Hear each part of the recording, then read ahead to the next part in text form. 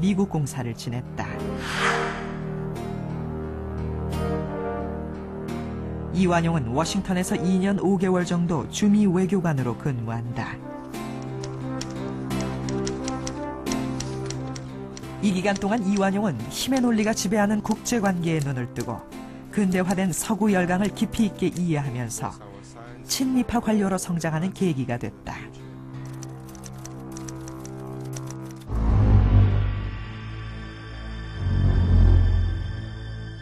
이완용이 귀국한 지 5년째 되던 1895년 8월. 일본에 대한 이완용의 감정을 단적으로 보여주는 사건이 일어난다. 일본 낭인들이 경복궁 내전까지 침입해 명성황후를 시해한 을미사변이었다.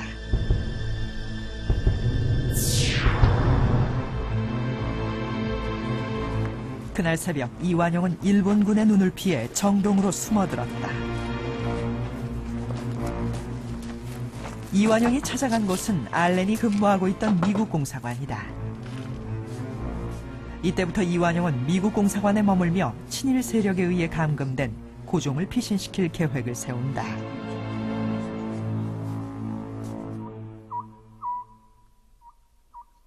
(1896년 2월) 하순, 그날도 경복궁을 에워싼 일본군의 감시는 삼엄했다. 이른 아침 경비가 소홀해진 틈을 타고 궁녀용 가마 한 대가 경복궁을 빠져나왔다. 궁문을 나와 가마가 향한 곳은 정동의 러시아 공사관.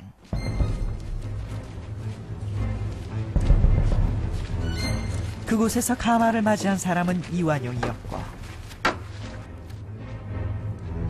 가마에서 내린 사람은 고종이었다. 임금이 러시아 공사관으로 피신해서 국정을 운영하게 된 아관 파천은 친미파 이완용 등이 친러파 정치 세력과 연합해 실행한 거사였다.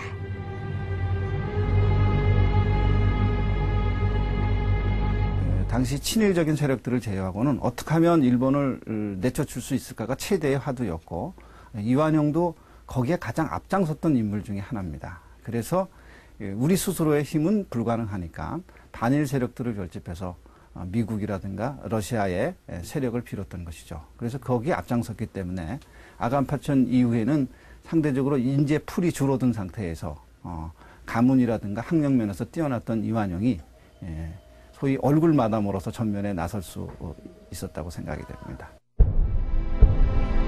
아관 파천에 성공한 직후 이완용은 외부 대신과 학부 대신 서리, 농상 공부 대신 서리 등 한꺼번에 3개의 대신직에 올랐다. 이완용에 대한 고종의 신뢰는 그만큼 두터웠다. 이때까지만 해도 이완용은 내정 간섭을 일삼는 일본에 맞서는 고종의 충직한 신하였다.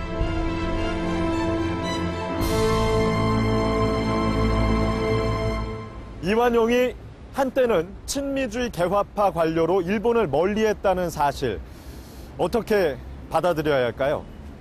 놀라운 것은 이것만이 아닙니다.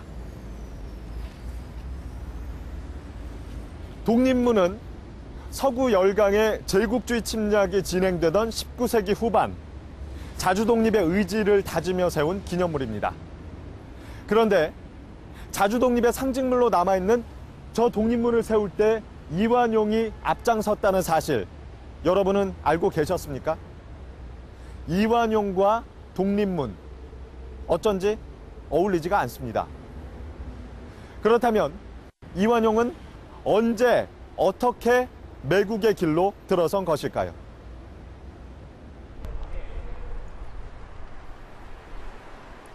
규장각에는 이완용의 화려한 이력이 실린 독립신문 원본이 남아있다. 1898년 3월 5일자 독립신문에는 독립협회 2대 회장에 선출된 이완용의 근황이 실려있다. 독립문 건립을 추진하는 명단에도 이완용의 이름이 들어있다. 당시 이완용은 창립위원장까지 맡아 독립협회 결성을 주도한 핵심 인물이었다. 운영을 담당했었던 임원들도 일반인이라기보다는 관료들이 대부분이었습니다. 그래서 당시 대외적인 관계를 담당했던 것이 외부였었고 그 외부의 대신이 바로 이완용이었었기 때문에 초창기에는 독립협회 위원장으로서 나중엔 회장으로서 크게 활약을 했던 것입니다.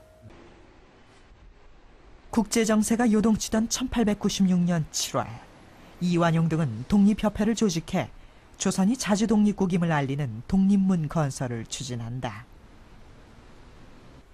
사사건건 내정 간섭을 일삼던 청나라가 청일전쟁에서 패하고 물러난 직후였다. 이완용은 청나라 사신을 맞이하던 영은문이 헐리자 독립협회 이름으로 그 자리에 독립문을 세운다.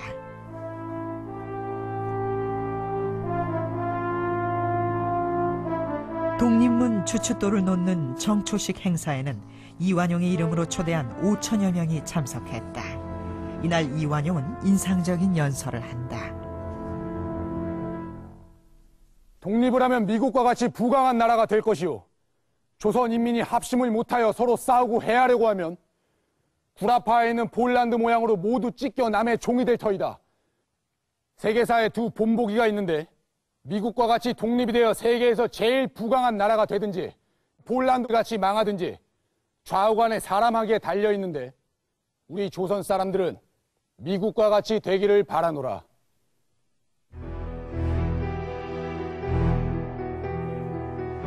그런데 1898년 3월 11일자 고종실록에는 이완용이 전북 관찰사로 발령이 났다는 뜻밖의 기록이 실려있다. 탄탄대로를 달리던 이완용이 갑자기 지방으로 좌천된 이유는 무엇일까? 알렌의 일기에 그 단서가 남아있다. 알렌은 러시아 공사가 이완용을 가만히 두지 않겠다며 협박했다고 적어놓았다. Иваюн самый плохой человек из всех, я это отметил. Пока я был в Чосоне, он не занимал государственных должностей. Он руководит челмигруппой. Я уничтожу эту группу. Ее больше не будет в Чосоне.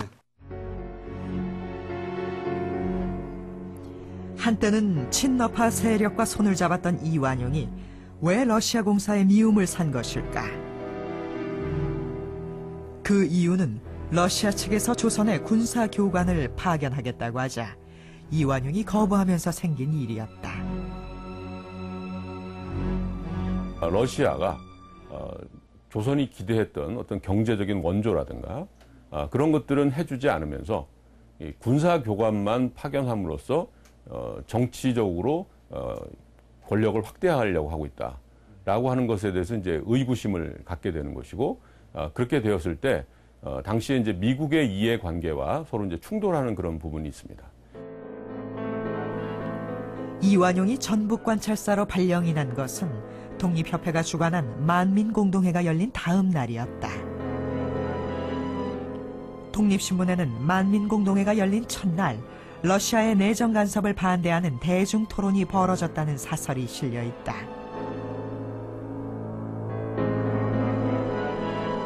만민공동회에 대한 대중적 열기가 높아지면서 애국계몽단체로 출발한 독립협회의 성격도 점점 달라졌다.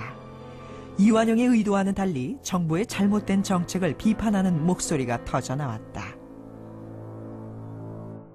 자신이 계속해서 중앙에 그 관계에 머물러 있다가는 결국은 그러한 세력들의 대표자로서 자기가 인식이 될 것이고 그렇게 됐을 때 자기의 어떤 정치적인 생명에 상당히 위협을 느끼게 되는 것이